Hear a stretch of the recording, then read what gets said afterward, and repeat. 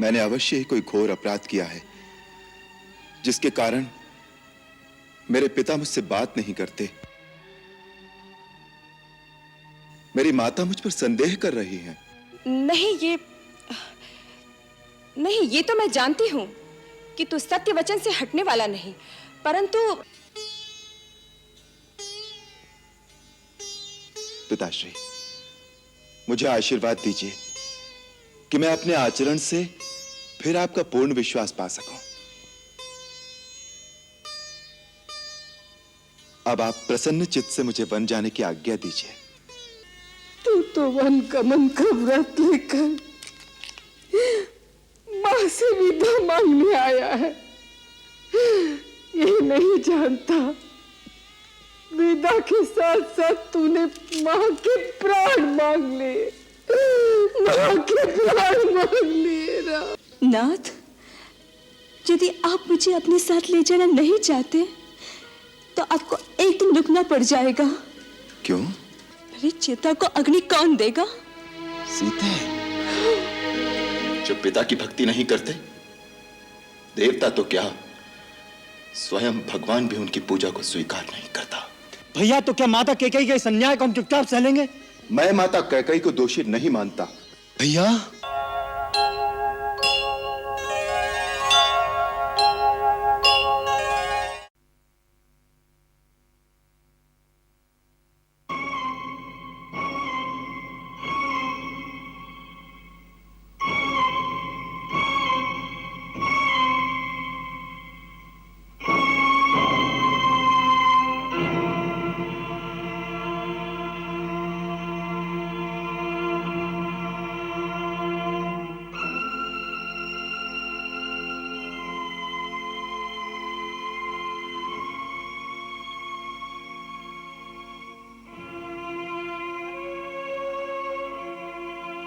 जीते रहो।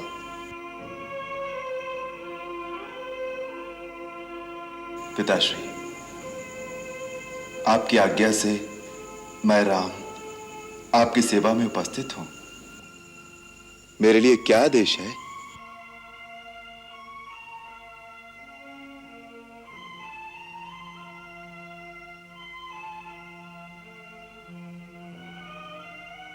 आप कुछ स्वस्थ नहीं दिखते। पिताजी को क्या कष्ट है मां? उनकी अस्वस्थता का क्या कारण है? मैं राजवैद्य को बुलाऊं? इनके रोग की दवा राजवैद्य के पास नहीं, तुम्हारे पास है राम। मेरे पास? परंतु रोग क्या है? तुम्हारा मोह, तुम्हारा स्नेह, जिसके कारण आज ये सूर्यवंश की कीर्ति को कलंक लगाने के लिए तैयार है। माता, मुझे क्षमा करें। पिताश्री के लिए आपके श्रीमुख से वचन उचित नहीं। मेरे पिता जैसा धीर और वीर पुरुष आज इस धरती पर दूसरा कोई नहीं है। वो गुणों के भंडार और सत्यवादी हैं, जिनकी कीर्ति आज तीनों लोकों में फैली हुई है। वो अपने इस सेवक के मोह में ऐसा कोई कार्य नहीं कर सकते जिससे सूर्यवंश की कीर्ति को धक्का लगे। वही तो कर रहे हैं तुम्हारे धीर और वीर पिताश्री। मुझे विश्वास नहीं। पिताश्री, आप जैसे नरसिंह को इस प्रकार की व्याकुलता शोभा नहीं देती। आप निसंकोच मुझसे अपने हृदय की बात कहिए। यदि पुत्रवत नहीं तो मित्रवत ही कहिए। आप ही ने तो कहा था, राम तुम मेरे मित्र हो, मैं अपने प्राण देकर भी आपका दुख दूर करूंगा।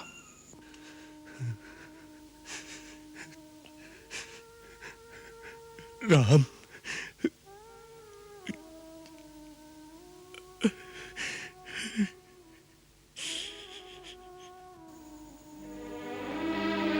माता, आप ही मुझे महाराज के दुख का असली कारण बताइए, और यह भी बताइए कि उसका निवारण क्या हो सकता है? मैंने कहा ना, यदि तुम चाहो तो इनके रोग का निवारण हो सकता है। माता, आपको ये शंका क्यों है कि मैं पिता की आज्ञा का पालन नहीं करूंगा? बात ही ऐसी है।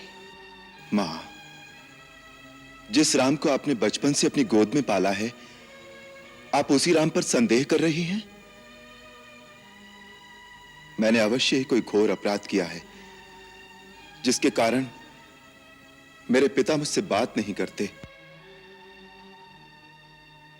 मेरी माता मुझ पर संदेह कर रही हैं। नहीं, ये तो मैं जानती हूं कि तू सत्य वचन से हटने वाला नहीं, परंतु क्या मां? आप केवल संकेत कर दें तो मैं आपके चरणों के लिए अपनी चमड़ी के जूते बनवाता हूं। पिता की भांति आपका भी उतना ही अधिकार है मुझ पर, इसलिए यदि वो नहीं कहते तो उनकी ओर से आप ही कहिए।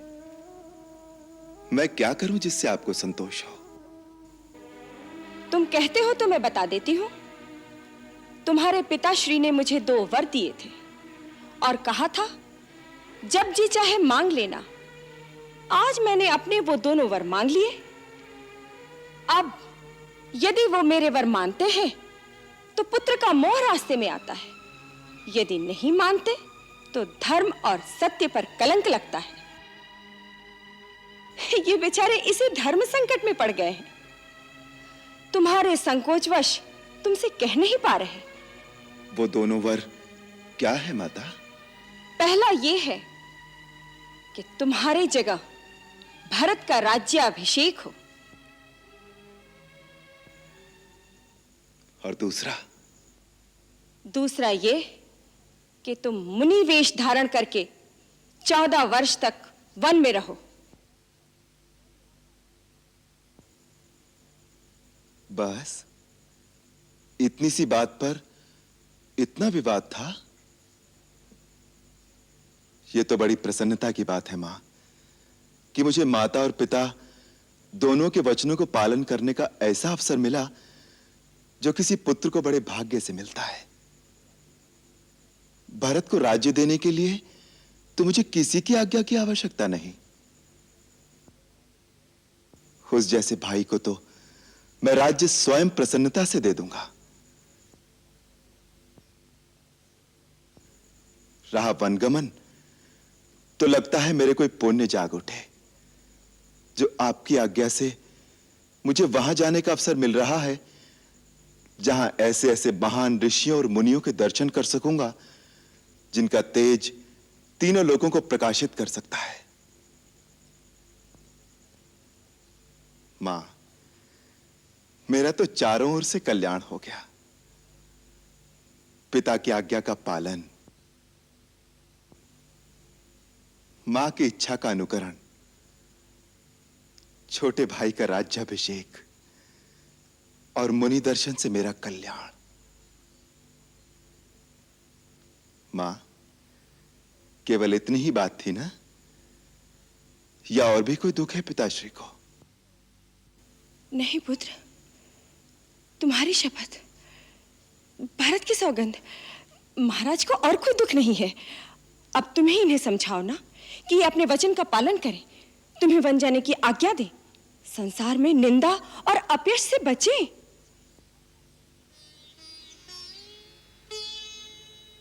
पिताश्री, मैंने आपका मनोरथ जान लिया है। अब आपको अपने श्रीमुख से आज्ञा देने की भी आवश्यकता नहीं, क्योंकि पुत्र वही बड़भागी होता है जो पिता का मनोरथ जान लेने से ही उस पर आचरण कर सके। परंतु मुझे दुख इस बात का है कि केवल इतनी सी बात के लिए आपने अपने मन को इतनी भारी पीड़ा पहुंचाई। इसका अर्थ है कि आपको मुझ पर पूर्ण विश्वास नहीं, या आपको मेरे सेवक धर्म पर शंका है। पिताश्री, मुझे आशीर्वाद दीजिए कि मैं अपने आचरण से फिर आपका पूर्ण विश्वास पा सकूं। अब आप प्रसन्न चित्त से मुझे वन जाने की आज्ञा दीजिए, ताकि मैं आपके वचनों की पूर्ति करके, आपके धर्म की रक्षा करके अपना जीवन धन्य कर लूं। मैं माता कौशल्या और माता सुमित्रा से आज्ञा लेकर वन जाने से पहले आपकी चरण वंदना के लिए अभी आता हूं। अच्छा मां, मुझे अनुमति दीजिए।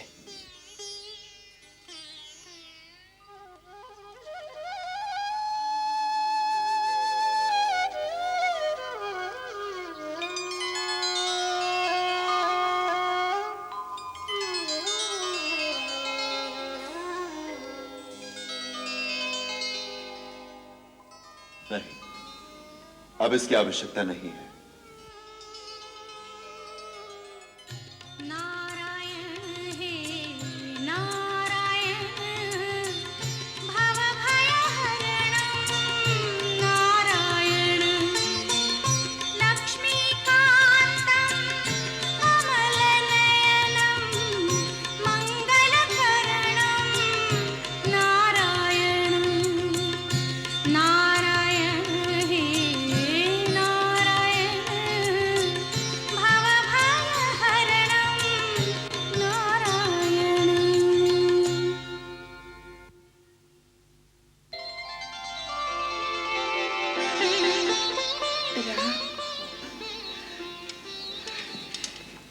ठीक समय पर आ गया। मैंने रात भर विष्णु का एक लक्ष्य जप किया है। ठहर, मैं अपने हाथों से विष्णु के श्री चरणों का मंगल तिलक लगा दूं।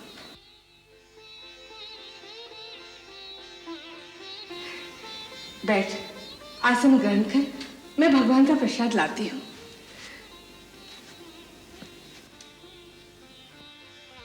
देखता क्या है? बैठ जा। नहीं मां। बहुत जल्दी है क्या? अब इस आसन पर बैठना मेरे लिए वर्जित हो गया है। राज सिंहासन पर बैठने जा रहा है, इसलिए माँ का दिया हुआ आसन वर्जित हो गया? मां, शायद तुम्हें विदित नहीं, अब मेरे लिए कुशा के आसन पर बैठने का समय आ गया है। राज करने जा रहा है या तपस्या? तपस्या। महाराज मुझे तपस्वी वेश में वन में भेज रहे हैं। मैं 14 वर्ष वन में रहूंगा और महाराज अयोध्या का राज्य सिंहासन भरत को देंगे। कैसे मुस्कुराकर माँ से हंसी कर रहा है? यह हंसी नहीं, अटल सत्य है माता। मुझे पिताश्री के वचन का पालन करने के लिए इसी घड़ी वन जाना होगा।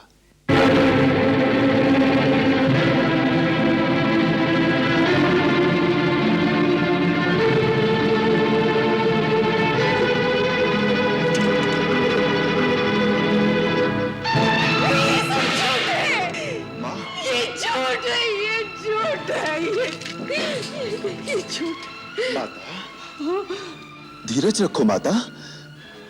अयोध्या की महारानी को इस प्रकार धैर्य खोना शोभा नहीं देता। परंतु ये सब क्यों? किसने किया ये सब? राज्याभिषेक के तो स्वयं महाराज उत्कंठित हो गए थे। उन्होंने कुलगुरु महर्षि वशिष्ठ से जल्दी से जल्दी शुभ समय निकलवाने को कहा था। फिर एक ही रात में उनका निश्चय क्यों बदल गया? क्यों? मुझसे अधिक कैकेयी की ममता है तुझ पर। फिर उसने महाराज को क्यों नहीं रोका? क्यों? यह स्वयं महारानी कैकेयी का ही तो आदेश है। कैकेयी का? हाँ माता, पिताश्री ने देवासुर संग्राम में माता कैकेयी को 2 वर दिए थे। अब उन्होंने वो दोनों वर मांग लिए, भरत का राज्याभिषेक और मुझे 14 वर्ष का वनवास। मुझे आज इसी क्षण जाना होगा, इसीलिए मैं आपसे विदा मांगने आया हूं माता। 14 वर्ष के लिए वन जाएगा और उसके लिए ये अकस्मात विदा मांगने आ गया। इतनी अकस्मात तो बिजली भी नहीं गिरती मेरे लाल। और मुझे तो तेरी बात पर विश्वास ही नहीं हो रहा है। ऐसे सहज भाव से कह गया वनवास। वनवास का अर्थ भी जानता है मेरे लाल। तेरे जाने के पश्चात क्या मैं जीवित रह पाऊंगी? नहीं नहीं, तू कहीं नहीं जाएगा मेरे लाल, तू कहीं नहीं जाएगा, तू कहीं नहीं जाएगा। परंतु पिता की आज्ञा है माँ। माता का भी तो उतना ही अधिकार होता है। माता की आज्ञा के बिना तू कहीं नहीं जा सकता। परंतु माँ की भी तो आज्ञा मिल चुकी है। माता कैकेयी की, उन्होंने ही आज्ञा दी है। कैकेयी का उसमें स्वार्थ है, उसकी आज्ञा का क्या मोल है? मेरे लिए तो कैकेयी भी वैसी ही माता हैं जैसी आप। उतना ही मोल है उनकी बात का मेरे लिए। मैं ये सब कुछ नहीं सुनना चाहती। तू मेरी आज्ञा के बिना कहीं नहीं जाएगा। माँ, मेरी जननी, मेरी मैया, माता होकर माता की आज्ञा की अवहेलना करने का आदेश दे रही हो, अधर्म के पथ पर चलने का पाठ पढ़ा रही हो। रघुकुल की कुलवधु माता कौशल्या सूर्यवंश की परंपरा भूल गई। इसी अयोध्या के राजा सगर की संतान ने पिता की आज्ञा से पृथ्वी पाताल एक करते हुए अपने प्राणों की आहुति दी थी। सत्य धर्म तथा दिए हुए वचन का पालन करने के लिए इसी अयोध्या के अधीश्वर राजा हरिश्चंद्र ने पत्नी तथा पुत्र दोनों को बीच बाजार खड़े करके बेच दिया था। पिता का वचन और माता की आज्ञा का पालन करने का व्रत ले चुका हूं।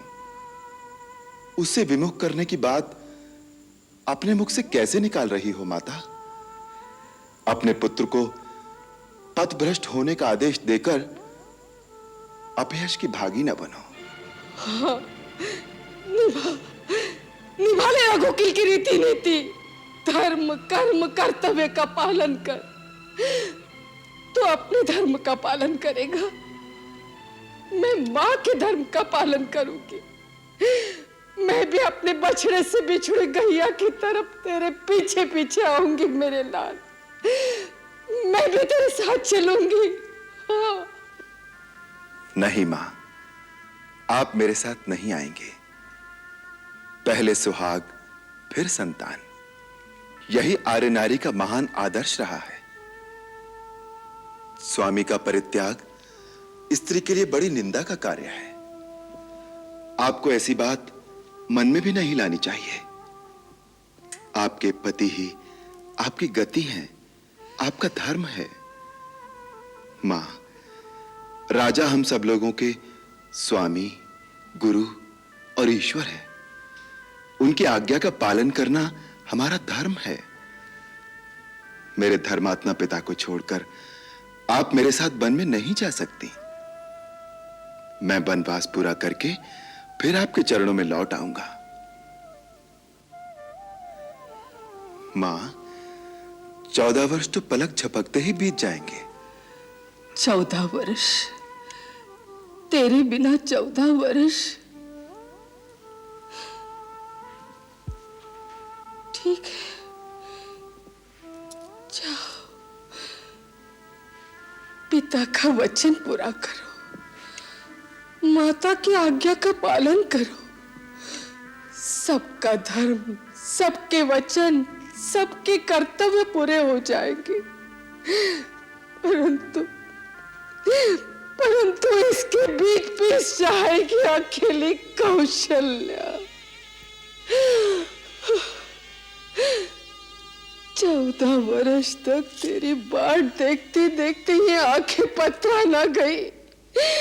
मेरी प्रतीक्षा के बीच ये प्राण रह जाएंगे तो 14 वर्ष के बाद तुझे देख लूंगी। हाँ, तू तो वन गमन का व्रत लेकर मां से विदा मांगने आया है। ये नहीं जानता विदा के साथ साथ तूने मां के प्राण मांग लिए, मां के प्राण मांग लिए राम। माँ, माँ, माँ, सीता, सीता, मेरी बच्ची, मेरी बेटी, देखे क्या हो रहा है। सकल सुख संपत्ति माता पिता सबको त्याग कर मेरा राम वन में वास करने जा रहा है। तुझे कैसे समझाऊं मेरी बच्ची, ये कैसी प्रलय की घड़ी आ गई है। पति को विदा करने का समय आ गया है मेरी बच्ची। मैं सब सुन चुकी हूँ, मैं सब जान चुकी हूँ सीता, इसलिए मैं अभी आपसे विदा मांगने आई हूँ। पिता कहाँ जाएगी? जनकपुर अपने पिता के पास? नहीं नहीं मेरी बच्ची, मैं अकेली रह जाऊंगी। मुझे छोड़ के मत जा, मुझे छोड़ के मत जा। तू मेरे पास रहेगी, तू मेरे पास रहेगी। मैंने जनकपुर जाने के लिए नहीं कहा माता जी। जब मैं डोली में बैठकर विदा हो रही थी तब माँ ने कहा था अब जनकपुर से तेरा कोई नाता नहीं रहा। मैं तो अपने स्वामी के साथ वन जाने के लिए आपसे विदा मांग रही हूँ। वन? तू वन जाएगी? हाँ, जाइए जाएंगे। सीते, ये तुम क्या कह रही हो? वन में साथ जाने का अर्थ जानती हो?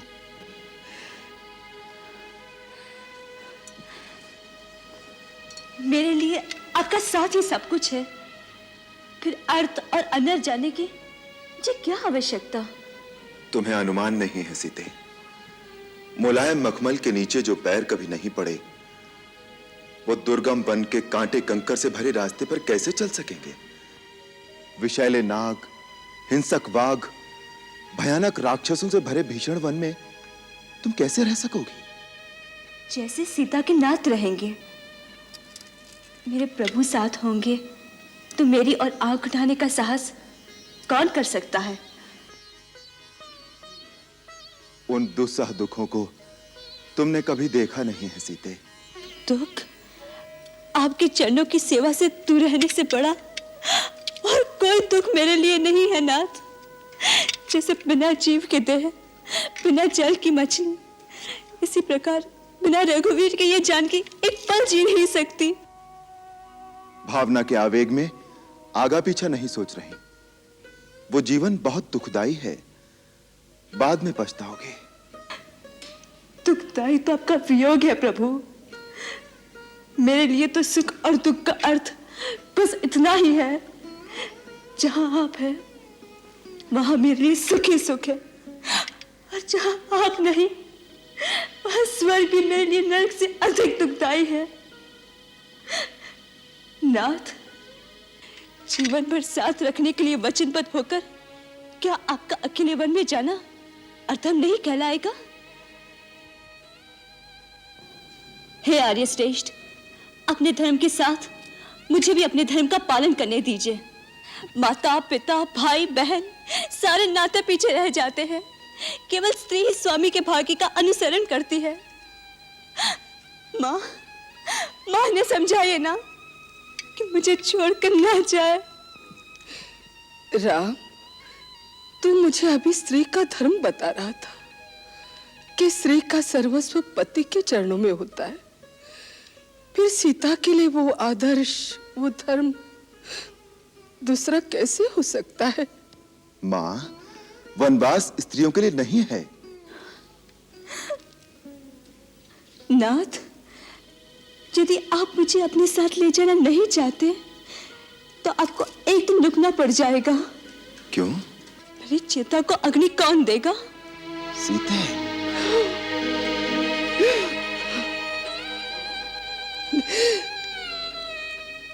ये ठीक कह रही है राम। अगर सीता की प्राणों की रक्षा चाहते हो तो इसे अपने साथ ले जा।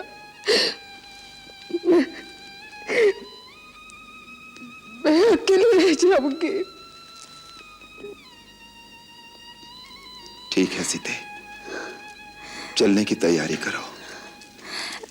भैया भैया भैया भैया, जो मैं ये सुन रहा हूं क्या सच है कि कई के कहने पर महाराज ने आपसे राज छीन लिया? लक्ष्मण, माता कैकई को कैकई कहकर कब से पुकारना सीख लिया तुमने? आप बुलाओ उसे माता, मैं उस कुल घटनी को माता नहीं कहूंगा और मैं यह न्याय भी कभी नहीं होने दूंगा। भैया, मेरा यह धनुष केवल शोभा की वस्तु नहीं है, मैं इस धनुष से महाराज की चतुर्गणी सेना का अकेला सामना कर सकता हूं। लक्ष्मण, महाराज ने क्या समझा है? राम बड़ा विनयशील है, वो चुपचाप सब कुछ सहन कर लेगा। उन्हें नहीं मालूम कि राम के नाम पर मर मिटने वाले लोग चुप नहीं रहेंगे, सारी जनता विरोध कर देगी। और फिर जनता की भी क्या आवश्यकता है? उनका ये दास लक्ष्मण अकेला ही महाराज और उनकी पूरी सेना के लिए पर्याप्त है। और भरत भी आ गया तो उसे भी छठी का दूध याद दिला दूंगा। चुप रहो लक्ष्मण, अनर्गल बातें मत करो। आप बीच में मत पड़ो भैया। अन्याय सेना क्षत्रिय धर्म के विरुद्ध है। शत्रु वार करे और क्षत्रिय उसका उत्तर न दे, ये उसकी वीरता पर धिक्कार है। जो राज सिंहासन प्रजा में घोषणा करके आपको दिया जा चुका है, उस राज सिंहासन पर बैठने का अधिकारी कोई नहीं हो सकता, स्वयं महाराज भी नहीं। भैया, आपका ये लक्ष्मण यदि मर नहीं गया तो उस सिंहासन पर महारानी सीता के साथ आप विराजमान होंगे। महाराज दशरथ और उनके चहेते भरत दोनों आपके दरबार में करबद्ध खड़े होंगे। वाह वाह, कितना सुंदर चित्र है। पिता हाथ बांधे सामने खड़ा है और पुत्र अपनी पत्नी के साथ आसन पर बैठा उन्हें आज्ञा दे रहा है। आकाश से उतरकर देवता भी आएंगे इस दृश्य को देखने के लिए कि अयोध्या में मानव सभ्यता ने कितनी उन्नति कर ली है। परंतु जब पिता ही अपने आचरण से गिर जाए, अपने धर्मात्मा पुत्र को एक स्त्री के सामने। बस करो लक्ष्मण, बस। यदि तुम्हारे इतने ही नीच विचार हैं तो मुझे भैया कहना छोड़ दो और आज के बाद मुझे अपना मुंह न दिखाना।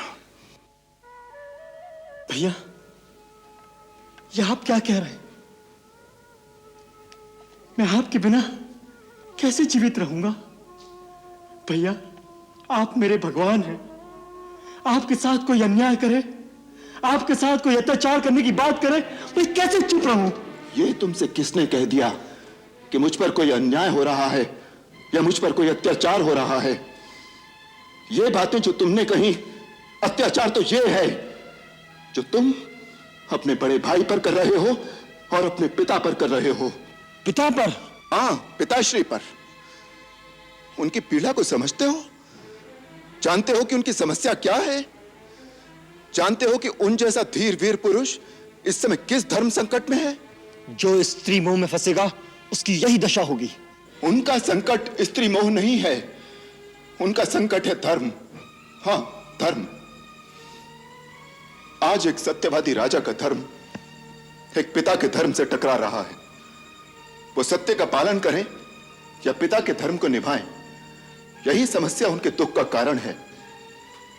एक राजा ने किसी को वचन दिया कि जो मांगे वो दूंगा, और मांगने वाले ने वो वचन मांगा है जिससे राजा को अपने सबसे प्रिय पुत्र का बलिदान करना पड़ रहा है। यदि वो वचन को तोड़ें तो न केवल अपने सुकृत नष्ट करें बल्कि संपूर्ण कुल की कीर्ति को कलंक लगा दें।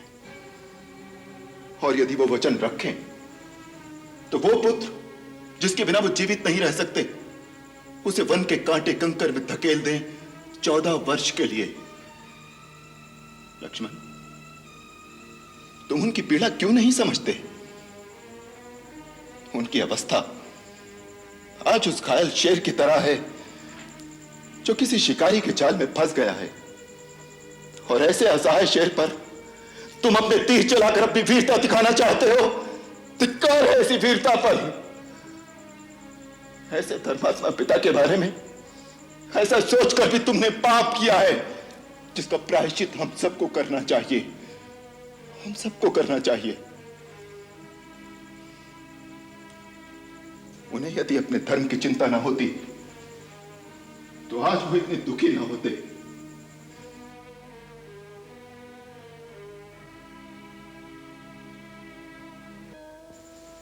आज जब मैंने उन्हें इतनी निस्सहाय अवस्था में देखा तो मुझे अपने ऊपर ग्लानि हो आई कि मेरे कारण मेरा वीर, महान और धर्मात्मा पिता इतना दुखी है। मैंने अपना कर्तव्य निश्चित करने में एक पल की भी देरी नहीं की, क्योंकि पुत्र होने के नाते मेरा एक ही कर्तव्य है कि मैं वही काम करूं जिसमें उनके सत्य, उनके धर्म, उनकी प्रतिज्ञा की क्षति ना हो, बल्कि उनकी कीर्ति बढ़े, उनका यश मलिन ना हो।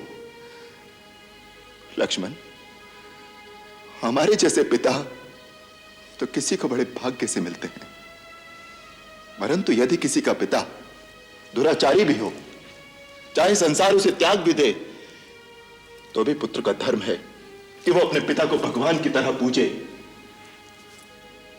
क्योंकि पिता मनुष्य का प्राणदाता होता है। लक्ष्मण, जो पिता की भक्ति नहीं करते, देवता तो क्या, स्वयं भगवान भी उनकी पूजा को स्वीकार नहीं करता। भैया, तो क्या माता कैकेयी के इस अन्याय को हम चुपचाप सह लेंगे?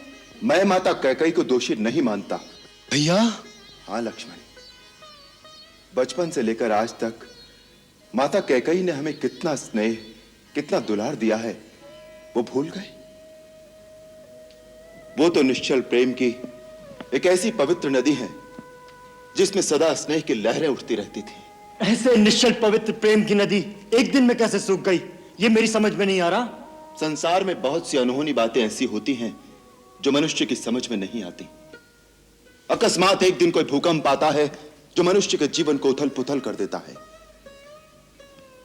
ऐसे समय किसी दूसरे को दोष नहीं देना चाहिए, उसे दैववश मानकर, अपना प्रारब्ध मानकर स्वीकार कर लेना चाहिए।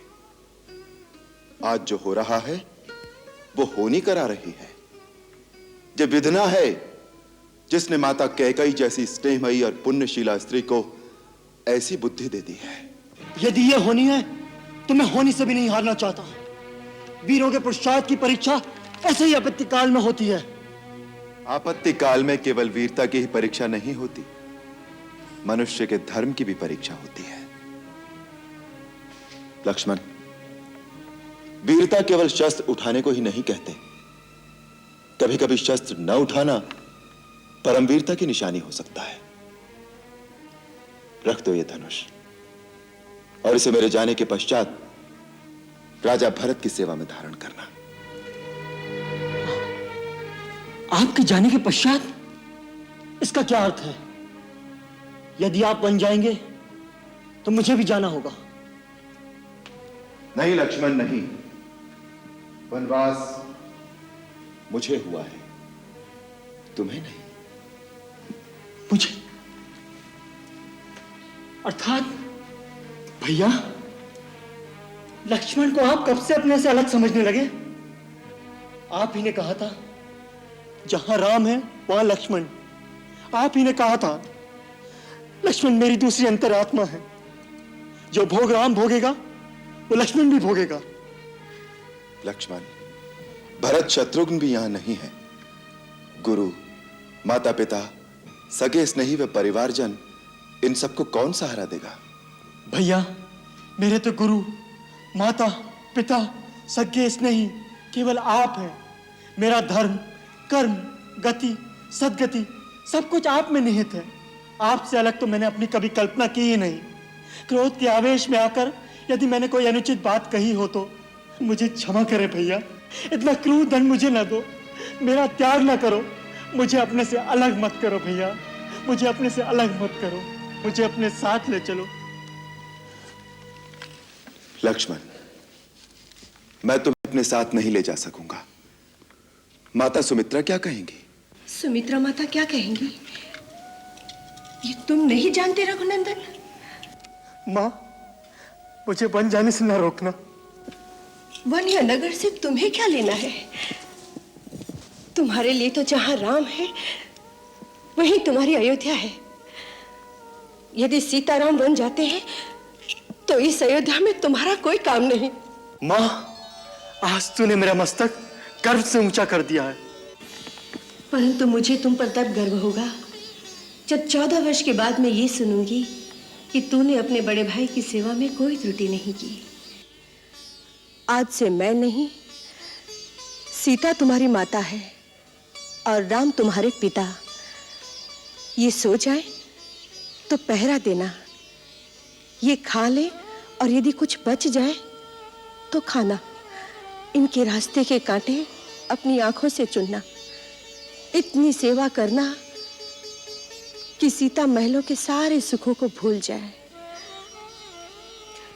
लक्ष्मण, इतना याद रखना, संसार में सेवक का धर्म सबसे कठिन धर्म है। धन्य है सुमित्रा, तू धन्य है, धन्य है तेरी को अपने दोनों लाल बड़े भाइयों की सेवा में समर्पित कर दी। तेरा अनुपम त्याग, अनूठा धैर्य देखकर मेरे दुर्बल मन को सहारा मिल गया। नहीं दीदी, महान तो आप हैं, आप ही से तो हमने सीखा है। राम बेटे, मैं लक्ष्मण को तुझे सौंप रही हूं। सुमित्रा और उर्मिला की ये धरोहर है, जैसे लेकर जा रहे हो वैसे ही मुझे लौटाना।